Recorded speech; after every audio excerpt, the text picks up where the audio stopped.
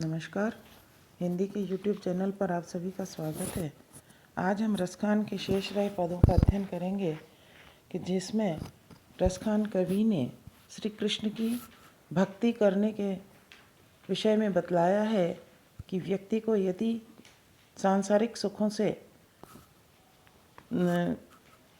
सुखों की अपेक्षा यदि मनुष्य श्री कृष्ण की भक्ति करेगा तो वह इस संसार सागर से पार हो जाएगा।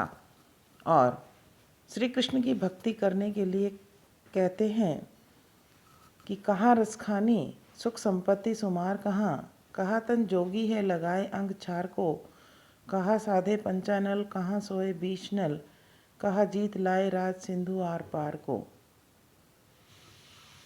जप बार बार तप संयम बजार बयार व्रत तीरथ हजार अरे बूझत लबार को, कीनो नहीं प्यार संयो दरबार चित, चाह्यो न निहारो जौपे नंद के कुमार को।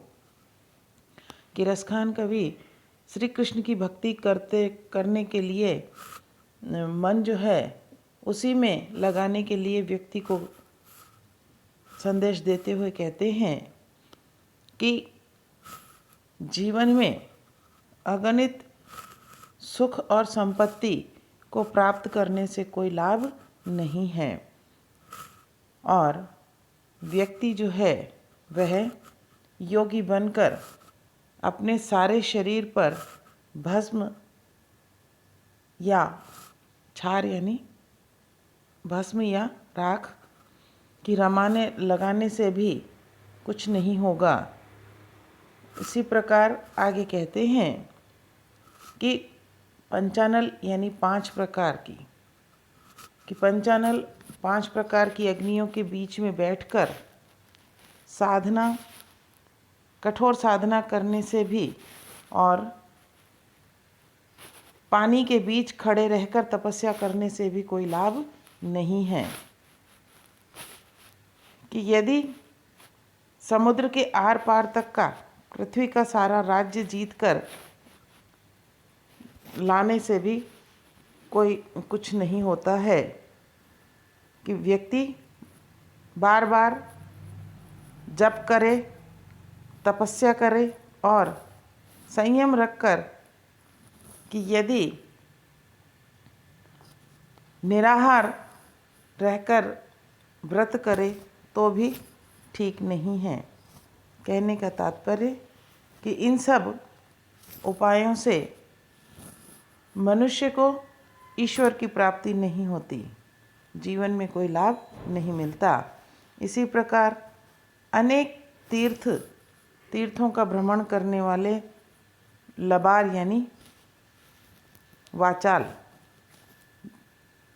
व्यक्ति को भी कोई नहीं पूछता, क्योंकि वह व्यक्ति तो मूर्ख है जिसने श्री कृष्ण से प्रेम नहीं किया और जिसने नंद के पुत्र श्री कृष्ण के दरबार में अपना मन नहीं लगाया। कि जिसने न तो उन्हें चाहा और न ही उन्हें भक्तिपूर्वक प्रेम पूर्वक उन्हें निहारा।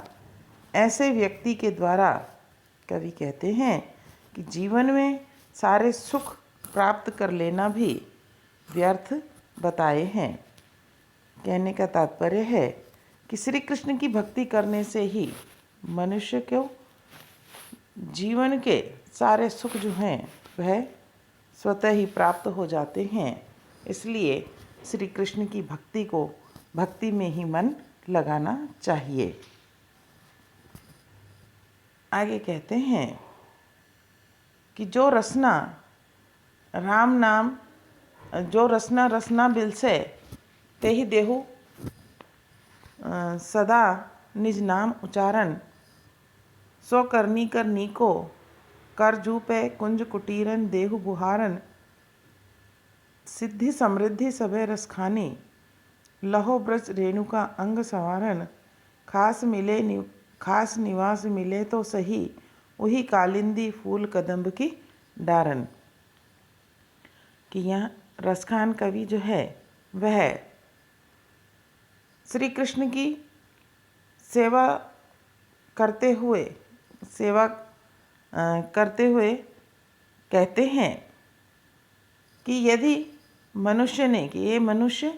यदि इस जिह्वा को किसी चीज़ में अच्छा स्वाद नहीं मिले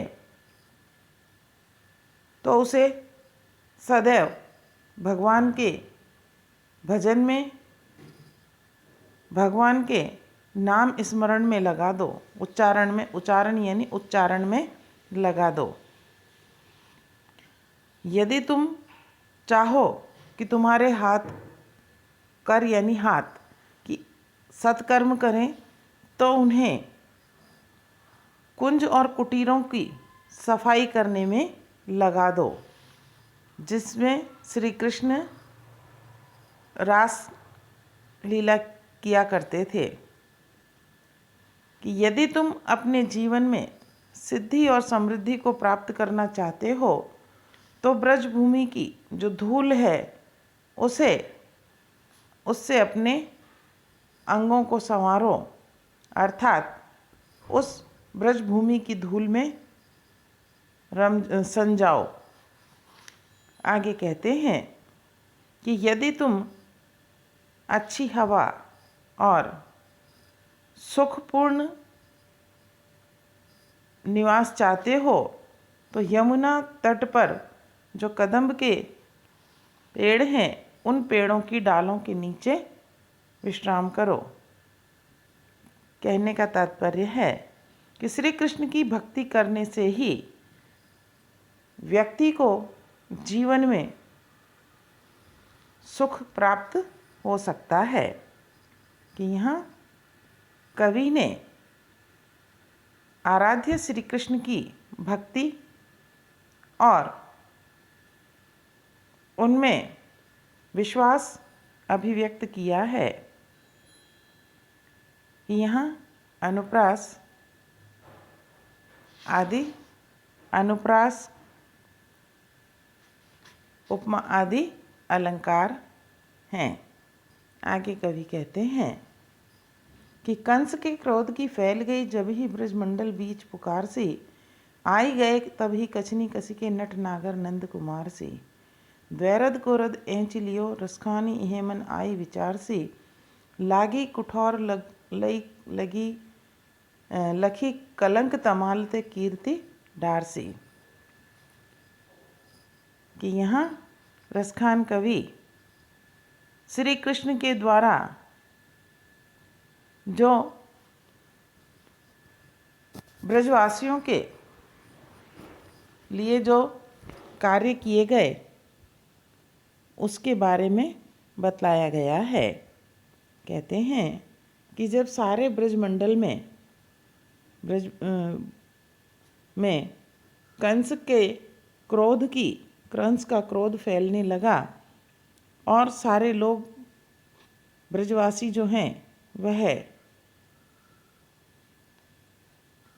दुखी होने लगे, तब उनकी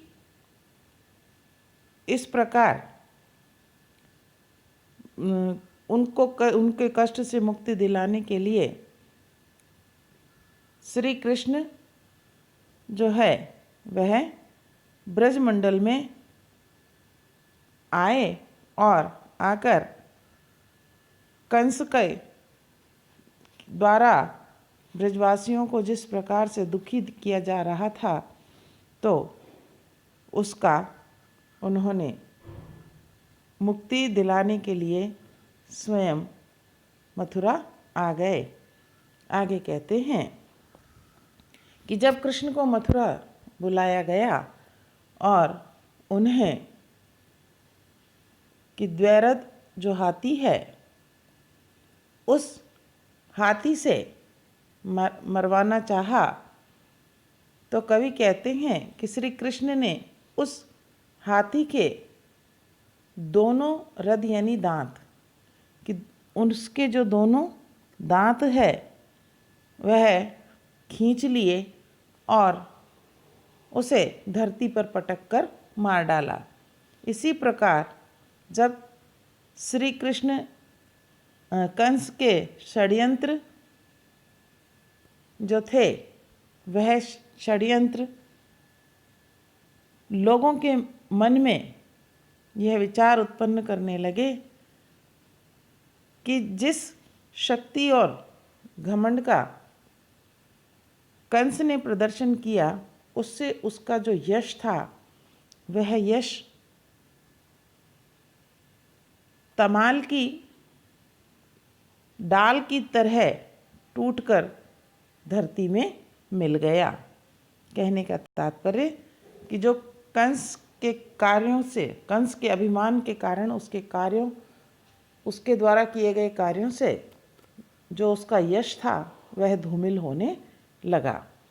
आगे कहते हैं कि द्रौपदी और गनिका गजगीत अजामिल सो कियो सो न निहारो, गौतम गेहिनी कैसी तरी, प्रहलाद को कैसे हरियो दुख भारो, काहे को सोच करे रसखानी, कहा करी है रबिरंद विचारो, ताखन जाखन राखिए माखन चाखन हारो, सो राखन हारो। कि यहाँ रसखान कवि ने द्रौपदी, अजामिल, गनिका आदि, गज आदि के द्वारा श्री कृष्ण को जिस प्रकार से सच्चे मन से याद किया और श्री कृष्ण ने जिस प्रकार उन्हें कष्टों से मुक्त किया, उसका वर्णन करते हुए कवि कहते हैं कि भगवान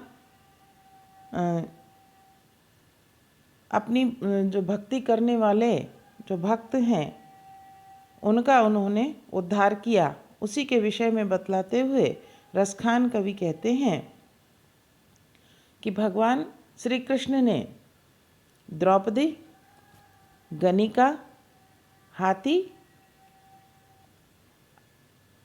अजामिल, जटायु आदि का उद्धार किया,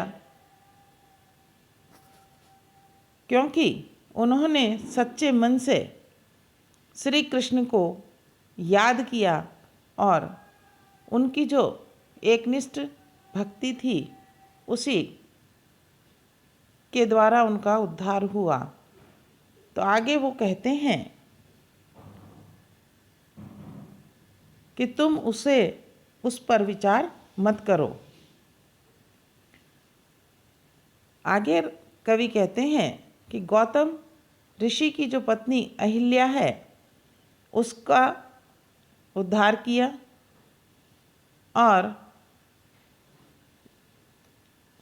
जिस प्रकार जो भक्त प्रहलाद है, उस भक्त प्रहलाद के जो दुख थे, उन दुखों को कैसे दूर किया।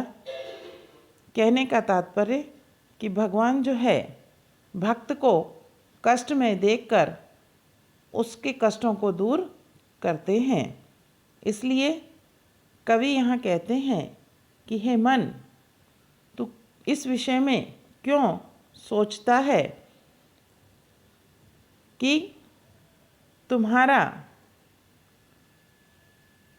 रविनंद यानी यमराज, कि यमराज तुम्हारा क्या बिगाड़ सकता है। तुम्हें किस बात की चिंता है कि जब माखन यानी मक्खन को, चाखन यानी चखना, खाना, कि मक्खन को चखने वाले श्री कृष्ण तुम्हारी रक्षा करने वाले हैं, तो तुम्हें किसी से भी डरने की आवश्यकता नहीं है। क्योंकि आगे कहते हैं कि भगवान अपना भक्त मानकर तुम्हारा उद्धार अवश्य करेंगे, तुम्हें इस भवसागर से पार करेंगे। तो यहाँ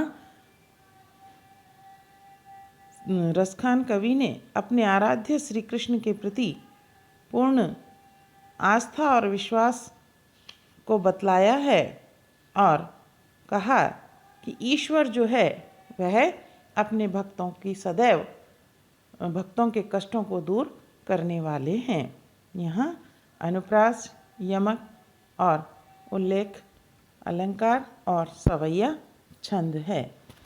कि हमने आपको ये रसखान के शेष पदों को पढ़ाया। आप इन्हें पढ़िए, समझिए, सुनिए और इस चैनल को लाइक और सब्सक्राइब अवश्य कीजिए। धन्यवाद।